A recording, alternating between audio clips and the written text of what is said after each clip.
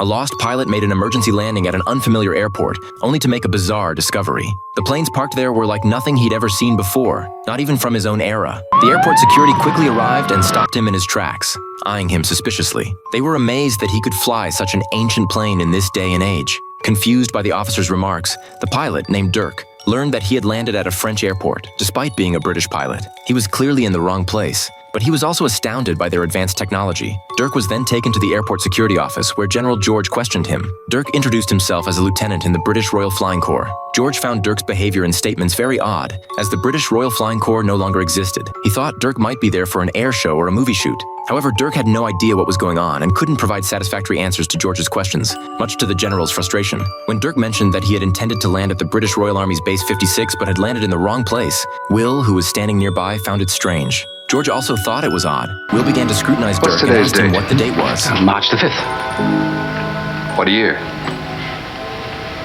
Why, 1917.